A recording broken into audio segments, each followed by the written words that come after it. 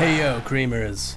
It's me, Hot Joe, and I'm here to talk the turkey like Ted Turner about some professional wrestling.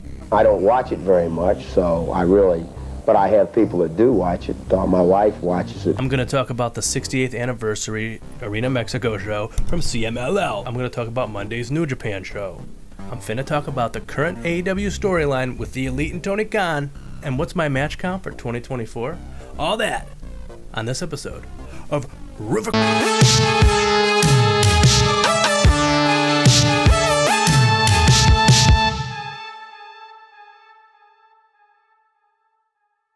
Welcome back, creamers.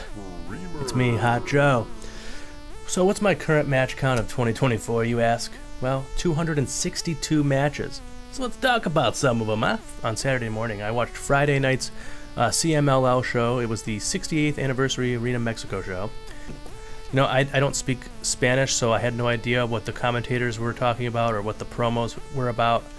But I did a little research after, so I figured out about the main event. But I also got to see my gal, Stephanie Vaquer, in a trios match. So that was exciting. There's this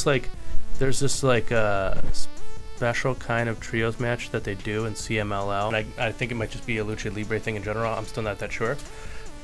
It's like an Australian trios match where there's three people on each team, of course, and you can either win by gaining 2 pinfalls or by pinning the captain of the team one time. So there was 4 matches of the same kind of rule, so that made that made the show a little less exciting, to be honest with you. I don't really know any of these wrestlers, and it's more of the same. Seeing Stephanie Vaquer and the main event made it worthwhile for me. They had a tournament. Apparently every year they do this, CMLL. It's the Tournament of Champions, and everybody in the tournament is a current title holder in CMLL. The finals came down to a 3-way dance. Mascara Dorada, Titan, and Magnus. Now, you may know Mascara Dorada because he used to be in WWE as Gran Metalik. And also, I happened to, coincidentally, watch a match of him versus Kenny Omega from, I think the show was called Invasion Attack from 2015. It was for Kenny Omega's IWGP Junior Heavyweight title. But anyways, back to the show. So the finals of this tournament was held in this 3-way dance. And if you don't know, the difference between a triple threat match and a 3-way dance is that a triple threat match is 1 fall to a finish, and a 3-way dance is elimination. Mascara Dorada gained the first pinfall in this match by eliminating Magnus with a 450 splash and pinning him 1-2-3.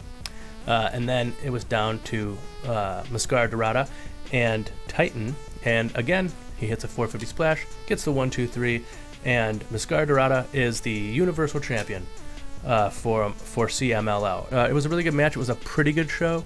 I think if I was to give the entire show a rating, it would get 3 cups of coffee. But to rank the main event, I would give Mascara Dorada versus Magnus versus Titan for the CMLL Universal Championship 4 cups of coffee.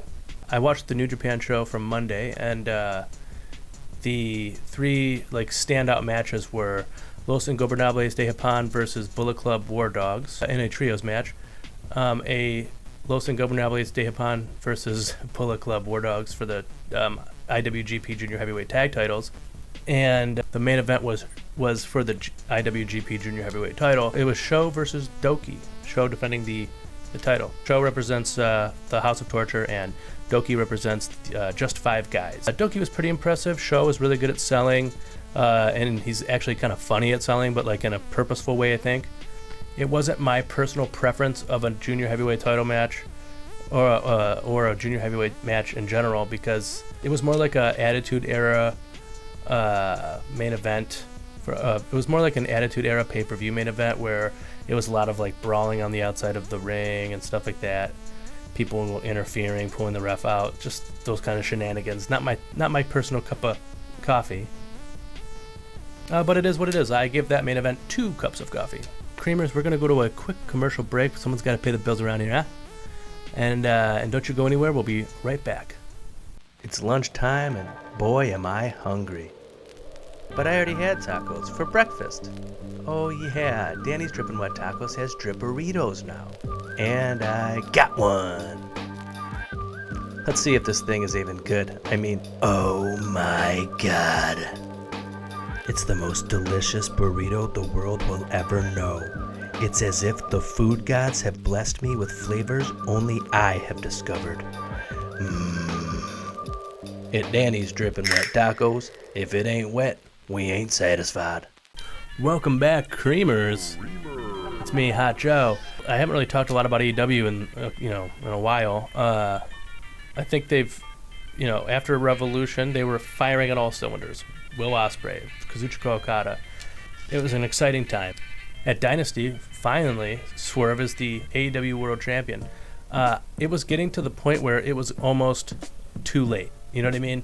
Because we've been wanting him to be the AEW World Champion for quite some time, and it seemed like they weren't going to pull the trigger because they kept, the pay-per-view before, he was in the title match at Revolution, and it just didn't happen for him.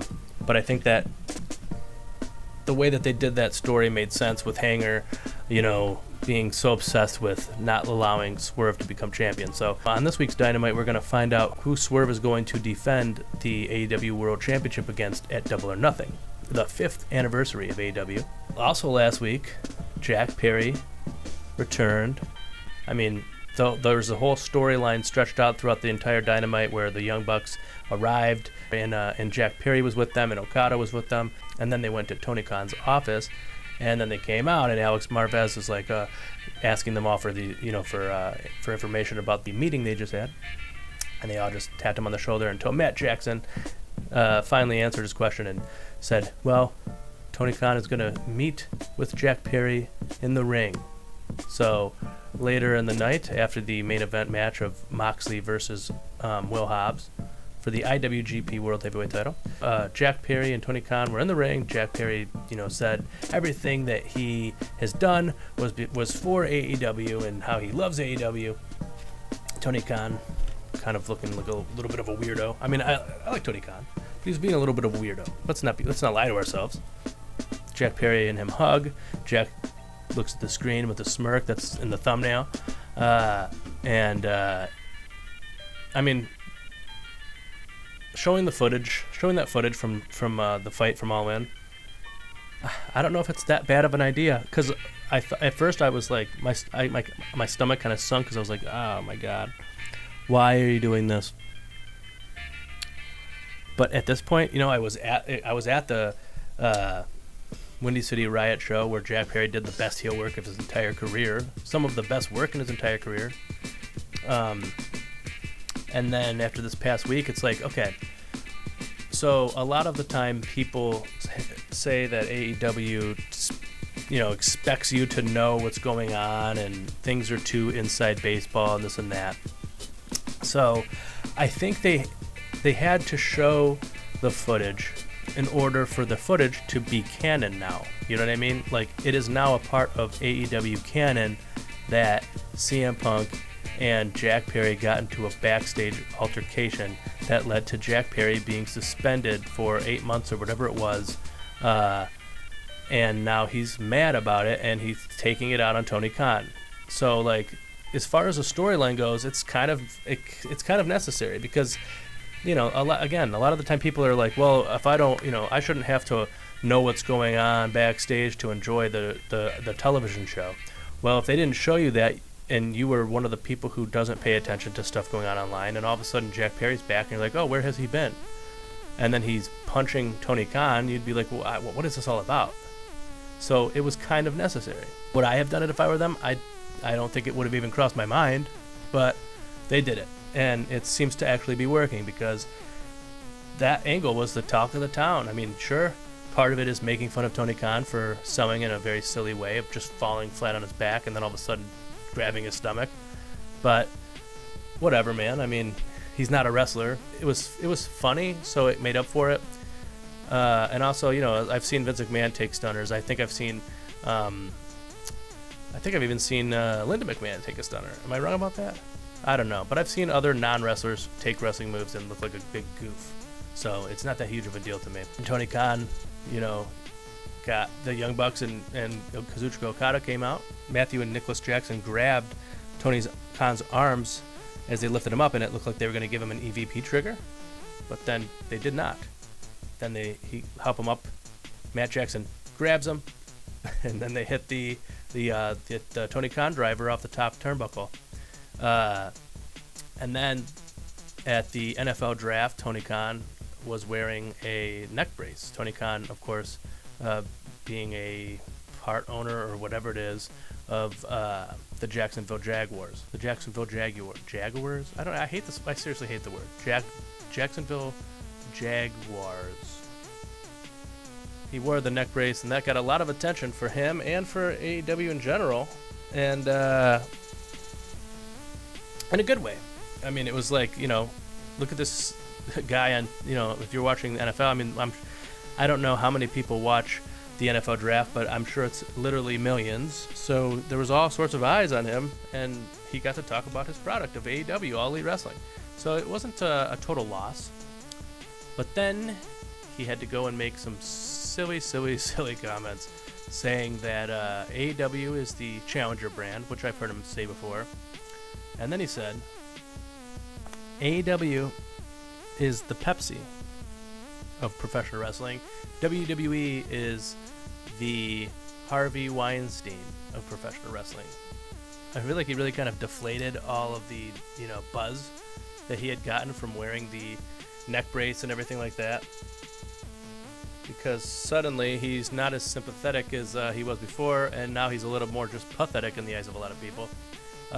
Personally, I don't really disagree with what he said because he's right. They are the Pepsi of professional wrestling, and the lawsuit doesn't just name Vince McMahon, it names WWE as well. I understand the urge to say something like that. I just don't think it was really smart or a good idea at all. And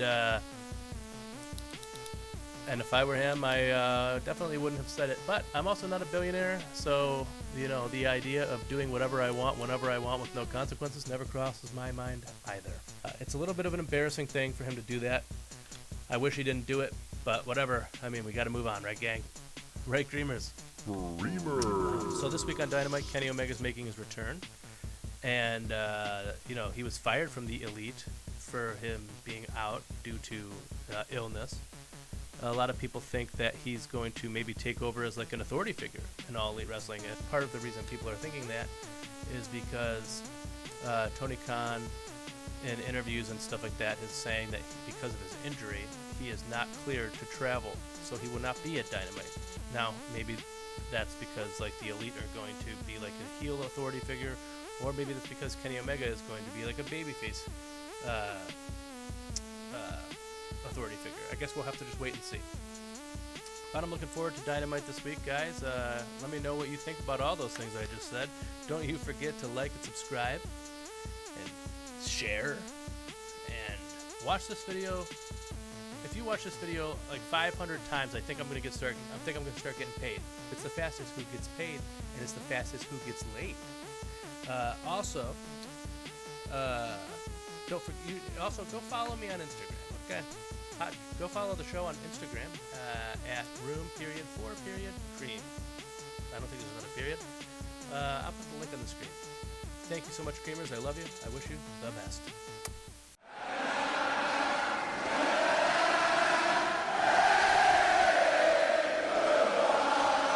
It is in the Bible not to wrestle your neighbor.